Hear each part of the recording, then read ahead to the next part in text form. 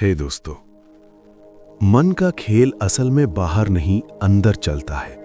बाहर की परिस्थितियां बस बहाना होती हैं। असली उलझन वहां शुरू होती है जहां मन किसी बात को बार बार घुमा फिरा कर दिखाता है और हम उसे सच मान लेते हैं। मन का स्वभाव ही यही है, सोचना, तुलना करना, डर बनाना, भविष्य गढ़ना। इसमें कोई खराबी नहीं है। समस्या तब पैदा होती है जब हम ये भूल जाते हैं कि मन एक औजार है, मालिक नहीं। मन जो दिखाता है वो ज्यादातर वास्तविकता नहीं होती। वो या तो अतीत की स्मृति होती है या भविष्य की कल्पना, लेकिन मन उन्हें ऐसे पेश करता है जैसे वे अभी इसी क्षण घट रही हों। इसी वजह से शरीर में डर, बेचैनी, घबराहट और तनाव पैदा होता है। दिल तेज धड़कता है, सांस भारी हो जाती है और हम सोचते हैं कि कुछ बहुत गलत हो रहा है, जबकि असल में कुछ भी नहीं हो रहा होता, सिर्फ सोच चल रही होती है। यही सबसे बड़ा धोखा होता है। मन हमें ये यकीन दिला देता है कि जो सोच आ रही है वही सच है, जबकि सच ये है कि ज्यादातर विचार बिना बुलाए आते हैं। हमने उन्हें पैदा नहीं किया होता, फिर भी हम उन्हें अपना मान लेते हैं।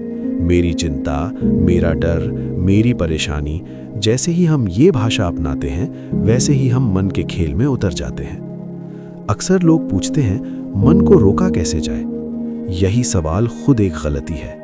मन को रोकने की कोशिश ही मन को और ताकत देती है। जितना आप उसे दबाते हैं उतना वो जोर से उठता है। मत सोचो, नेगेटिव मत सोचो, पॉजिटिव बनो, ये सब सुनने में अच्छे लगते हैं, लेकिन व्यवहार में काम नहीं करते, क्योंकि मन आदेश नहीं मानता, वो प्रतिक्रिया करता है। सच्चाई ये है कि मन को रोका नहीं जाता, मन को देखा जाता है। देखने का मतलब ये नहीं कि उसे ठीक किया जाए, बदला जाए या हटाया जाए। देखने का मतलब है जो चल रहा है उसे वैसा ही नोटिस करना।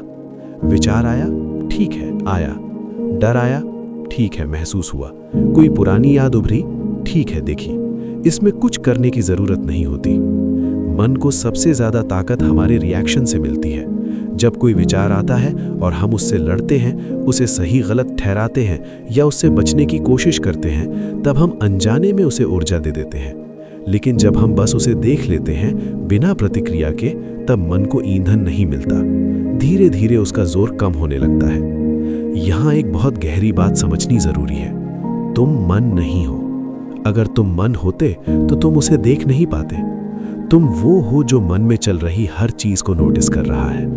जैसे आकाश में बादल आते जाते हैं लेकिन आकाश उनसे प्रभावित नहीं होता, वैसे ही विचार आते जाते हैं लेकिन जो उन्हें देख रहा है वो उनसे अलग है। जैसे ही ये समझ साफ होती है वैसे ही मन का खेल कमजोर पड़ने लगता है।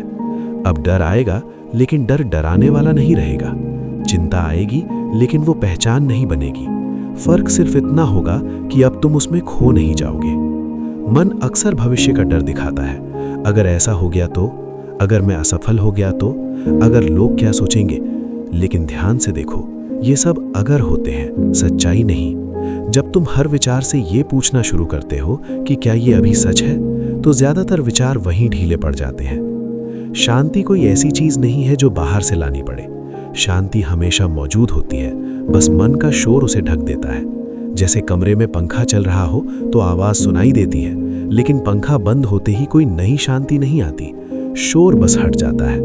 वैसे ही जब तुम मन से लड़ना छोड़ देते हो तो शांति अपने आप प्रकट हो जाती है। इसका मतलब ये नहीं कि मन पूरी तरह बंद हो जाएगा। मन चलता रहेगा, ये उसका स्वभाव है। फर्क सिर्फ इतना होगा कि अब तुम उसके पीछे नहीं भागोगे, अब तुम दर्शक बन जाओगे, खिलाड़ी नहीं। और जैसे ही तुम दर्शक बने, खेल वहीं खत्म हो जाता है। अगर आज तुम्हारा मन बहुत ज्यादा चल रहा है तो इसका मतलब ये नहीं कि तुम कमजोर हो। इसका मतलब है कि तुम अब जागरूक हो रहे हो। और जागरूक इंसान भटक सकता है, परेशान हो सकता है, लेकिन पूरी तरह खोता नहीं। आखिर में सिर्फ यही समझ लो, विचार आते हैं, जाते हैं, डर उठता है, बैठ जाता है। मन खेल खेलता है क्योंकि वही उसका काम है। लेकिन तुम मन नहीं हो। तुम वो हो जो सब देख रहा है, और जो देख सकता है वो कभी नहीं हारता। यहीं पर कहानी समाप्त होती है दोस्तों।